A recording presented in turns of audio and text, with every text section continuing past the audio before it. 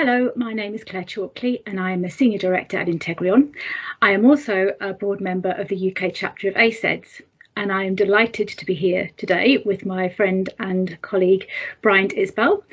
We are running a series of podcasts and vlogs which cover a very important and very topical subject, which is mental health and well-being in the workplace, in the home place, in the current climate. So I'm delighted that Bryant's here with me today, and we're going to cover a few topics relating to mental health and well-being. Bryant, would you like to introduce yourself? Yeah, of course. Thanks very much, Claire. So my name is Bryant Isbell, and I'm the Managing Director and the Global Head of the eDiscovery and Data Advisory Practice at Baker McKenzie. And like Claire, I am also a member of the Board of Directors for the UK chapter of ACEDS. Thanks, Bryant. Your role is vast and varied, and as you say, it's a global role, which in itself brings a whole range of different challenges. What are the biggest considerations that you have for supporting mental health amongst your team, amongst your colleagues, with your, in your role in general? Yeah, I mean, look, I think the challenges are the same, really, across geographical locations, but I think the reality is, the legal profession is a tough one, right? Because there are lots of demands on our time. It's a very, very deadline-driven, field, and so trying to balance, work-life balance, I think is tricky for everyone. There are certainly, I would say, cultural considerations that come into play at times, because the truth is that every culture works quite differently and thinks about mental health quite differently, and the pressures in different jurisdictions on people are different. I think one of the things that I really try to do is push my team. And push sounds like a bad thing, but I push my team to use their PTO, to take time off, to really take the time, to recharge and regenerate. Really, the truth is the work is always going to be there. And I say to my team on a regular basis, the truth is we're not curing cancer. Mm-hmm. The work that we do is absolutely important. Yes, it is. But it's going to be there tomorrow. There's always going to be the next case. There's always going to be the next deadline. But you're no good to us or to the client if you're not recharged and you're not available, to sort of commit, if you will. And you can only do that if you give yourself some time. So I think it's really, really important to take that time off, take the PTO, and really learn also to leverage the resources that you have across the team. The team will support you.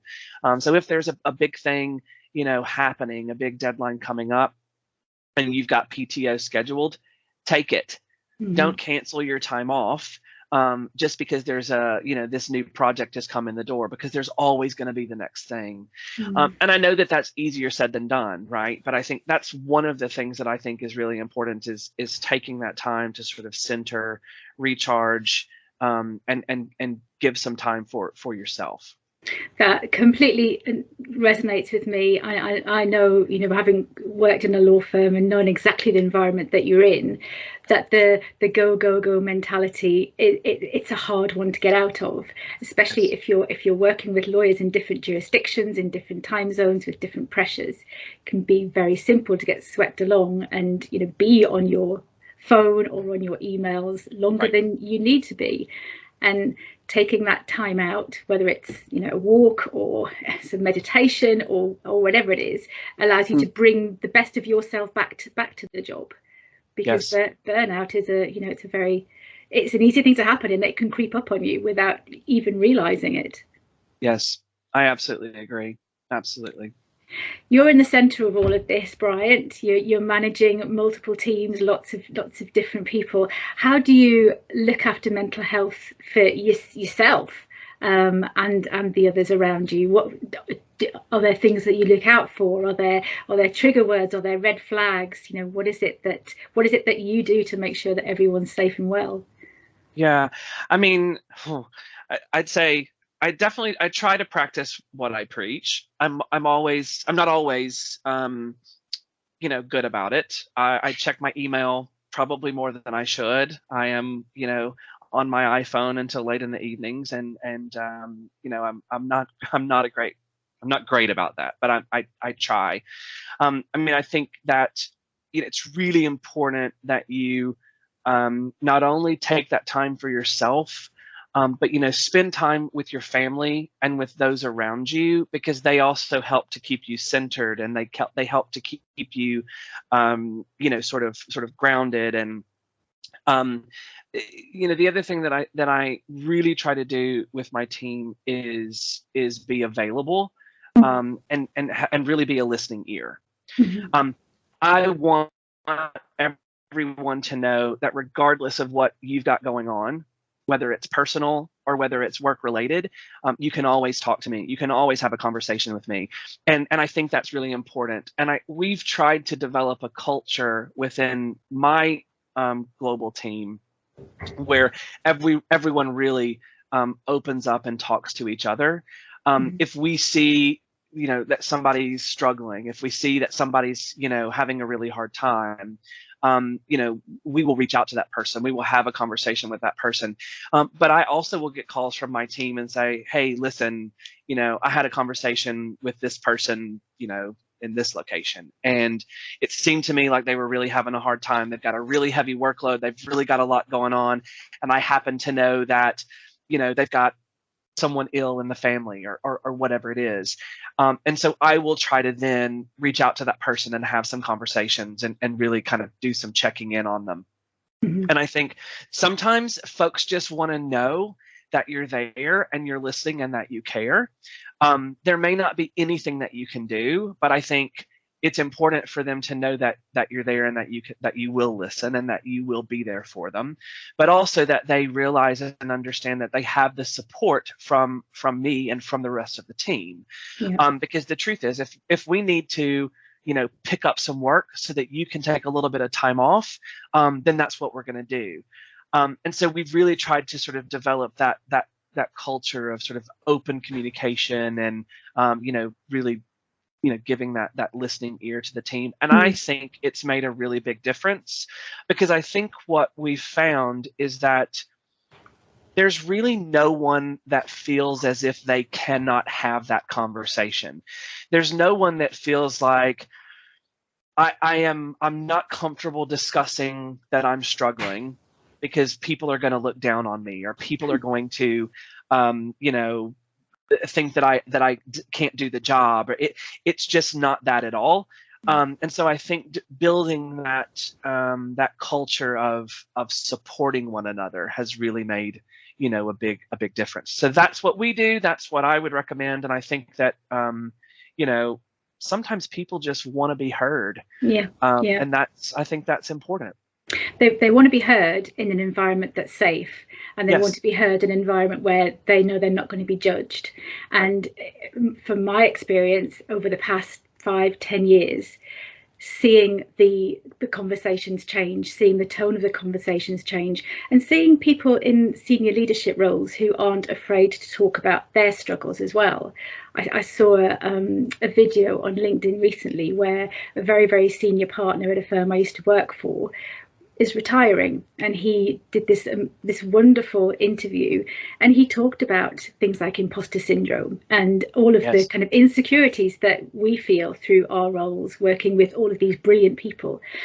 And you just think, crikey, if someone like that in that position can speak about those feelings, it makes it easier for the rest of us. So I think that's important, that it's the people in the senior leadership roles that talk about these issues, which enable the rest of us to be open about these sort of things. That's fantastic. Thank you. And Brian, 3 takeaways, putting you on the spot, 3 takeaways from this. 3 takeaways. I mean, I think The first takeaway, I would say, in this mental health discussion is that we, as a profession, the legal profession, legal technology profession, we have to do better about stripping away the stigma, right? Because I think that there is this sort of negative connotation around the idea of showing that vulnerability, around saying, I need help, I need some support, it's too much, I can't do it.